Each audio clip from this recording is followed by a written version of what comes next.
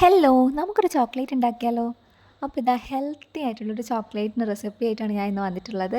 അതിനായിട്ട് ആദ്യം തന്നെ കുറച്ച് ബദാമും കാഷ്യൂസും ഞാനൊന്ന് റോസ്റ്റ് ചെയ്തെടുക്കുന്നുണ്ട്. എനിക്ക് കുറച്ച് ഡേറ്റ്സ് എടുക്കുക, എന്നിട്ട് അതിൻ്റെ കുരു കളഞ്ഞിട്ട് അതിലേക്ക് നമ്മൾ റോസ്റ്റ് ചെയ്ത് വെച്ചിരിക്കുന്ന ബദാം വെച്ച് കൊടുക്കുക. ഞാനിതാ ഇങ്ങനെ ഓരോന്നോരോന്നായിട്ട് എടുത്ത് വെക്കുന്നുണ്ട്. അപ്പോൾ ഇതെന്താണെന്ന് വെച്ചാൽ നമുക്ക് നല്ലൊരു ചോക്ലേറ്റ് കഴിക്കണം, എന്നാൽ അധികം ഷുഗർ ഇല്ലാത്ത നല്ല ഹെൽത്തി ആയിട്ടുള്ള കഴിക്കണമെന്നുണ്ടെങ്കിൽ ഇതേപോലെ കുറച്ചുണ്ടാക്കി സ്റ്റോർ ചെയ്ത് വെച്ചാൽ മതിയാകും. ഇതാകുമ്പോൾ എളുപ്പത്തിൽ വളരെ കുറച്ച് ഇൻഗ്രീഡിയൻസ് വെച്ചിട്ട് നമുക്ക് ഉണ്ടാക്കിയെടുക്കാൻ വേണ്ടി പറ്റും. അപ്പോൾ ഞാനിതാ ബാക്കി വന്ന നട്ട്സൊക്കെ ഒന്ന് പൊടിച്ചെടുക്കാൻ വേണ്ടി പോവാണ്. എനിക്ക് കുറച്ച് ചോക്ലേറ്റ് ഒന്ന് മെൽറ്റ് ചെയ്തെടുക്കാം. അതിന് വേണ്ടിയിട്ട് ഞാനിവിടെ അമൂലിൻ്റെ ഡാർക്ക് ചോക്ലേറ്റ് കോമ്പൗണ്ടാണ് എടുത്തിട്ടുള്ളത്. ഡാർക്ക് ചോക്ലേറ്റ് തന്നെ എടുക്കാൻ വേണ്ടി ശ്രദ്ധിക്കുക, അതാണ് കുറച്ചുകൂടെ ഹെൽത്തിയർ. ഇനി ഡബിൾ ബോയിൽ ചെയ്തെടുക്കാനായിട്ട് ഒരു പാത്രത്തിൽ കുറച്ച് വെള്ളം തിളപ്പിക്കുക, എന്നിട്ട് വേറൊരു പാത്രത്തിലേക്ക് ചോക്ലേറ്റ് ഇട്ട് കൊടുത്തിട്ട് ഇതിൻ്റെ മുകളിലായിട്ട് വെച്ച് കൊടുക്കുക.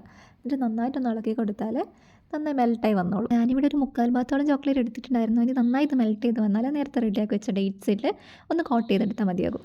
വെരി സിമ്പിൾ അല്ലേ? എനിക്ക് ഇവിടെ ഒരു അബദ്ധം പറ്റിയായിരുന്നു.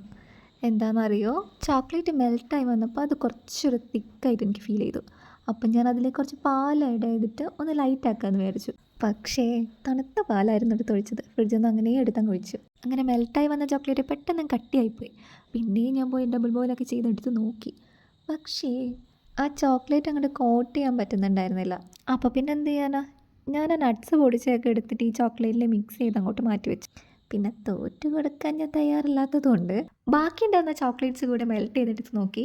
നന്നായി വന്നിട്ടുണ്ടായിരുന്നു കേട്ടോ. അപ്പോൾ എല്ലാ ഡേറ്റ്സും അതിലൊന്ന് കോട്ട് ചെയ്തെടുത്തു. എന്നിട്ട് സെറ്റ് ആവാനായിട്ട് ഫ്രിഡ്ജിലേക്ക് എടുത്ത് വെച്ചു. കൂടെ നേരത്തെ ഫ്ലോപ്പായ ആ മിക്സൂടെ എടുത്ത് വെച്ചിട്ടുണ്ട്.